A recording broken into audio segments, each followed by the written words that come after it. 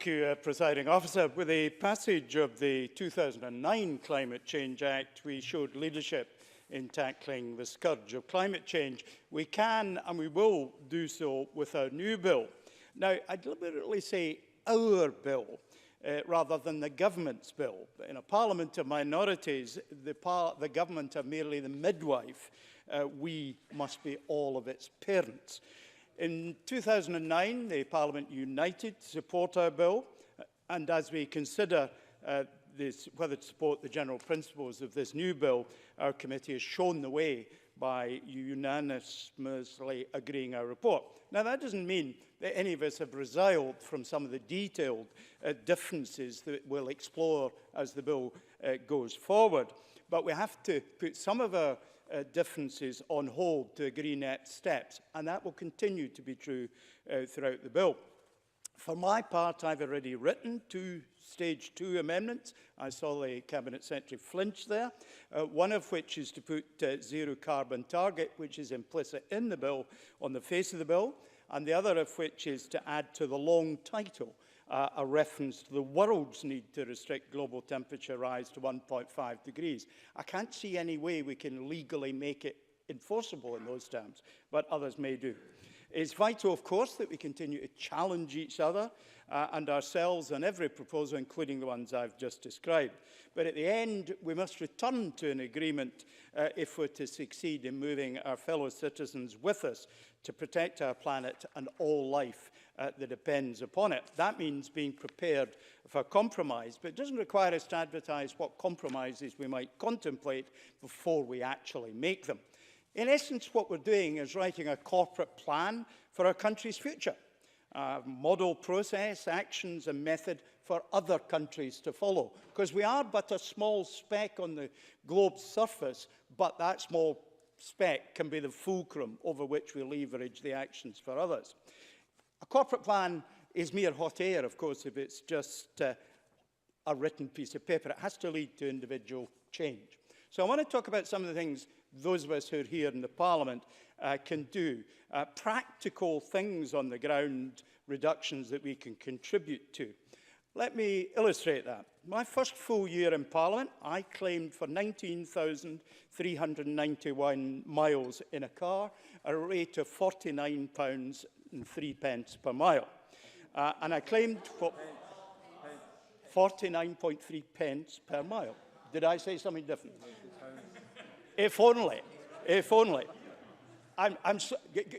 Presiding Officer, aren't you so glad that everyone's listening to my every word? And I claimed what would have been £369.67 had I then been using my senior rail card as I now do. Therefore, 96% of my travel costs were for car miles. In the year just ended, I've claimed for 6,387 miles at 45 pence per mile and £2,707 for public transport. 51.5% of my costs are now for car mile costs, and my mileage is now under a third of what it was in the year 2002-2003. Yes, I will. Finlay Carson. Intervention. I just wonder what cost you put on democracy and the lack of representation that those representing very rural constituencies without the luxury of a train station might have when their members weren't able to visit them and they had to use the car to represent them properly in Parliament. Stewart Stevenson. Well, let me just say, my personal activity rate, measured by number of surgeries and the number of entries in my diaries, is broadly the same in the current year just ended as it was in 2003. So I can do it so others can. But of course, we've got modern technology. Why don't we do online video surgeries with our constituents so they can engage with us without leaving the home? But that's just made up on the spur of the moment. I'm talking about what we can do to set an example. I'm not saying that others can all do it. But the bottom, do forgive me, I'll make a little bit more progress on cars, if I may. The marginal cost of a car mile is falling steeply as hybrid propulsion is more pervasive. And when we're all electric, the fuel is now down to 3 pence per mile. So I'm going to write to the presiding officer at the end of this debate to suggest we reduce our expenses per mile, initially from 45 pence per mile to 30 pence per mile, and commit to tapering it to 0 by 2032, because that coincides with our going electric, because the marginal cost of driving becomes almost 0. We should also keep our cars longer. I plan to do 10 years. I've got a paperless office here in the Parliament. That saves money. Other people can do it as well. Now, a paperless office, 99.5%. I will regret this, but I will. Neil Finlay. In relation to electronic vehicles, I've tried to find out from the government how many people who access the grant for electronic vehicles are from the lowest socio-economic groups. I can't find that out. I wonder if the member would care to hazard a guess. Stewart Stevenson. Remember, won't hazard a guess, but I know that there are a lot of electric vehicles out there because there are 6,500 charging points in Scotland. And there will be more vehicles available at cheaper prices as time goes on. Let's hope that happens sooner rather than later.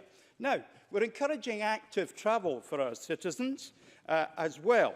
I propose that we stop allowing MSPs to claim for short taxi journeys, initially under a mile, 1.5 miles by 2021, 2 miles by 2026. And I'm going to write the PO about that.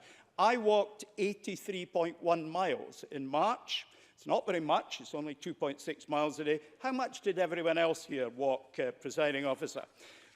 We have a credibility, and we can have a dialogue with the citizens of Scotland if we as individuals here do some of the quite simple things that we can be doing. These are only a couple of examples. If I had another hour to speak, Presiding Officer, Which you don't I have. could give you another 100 of them.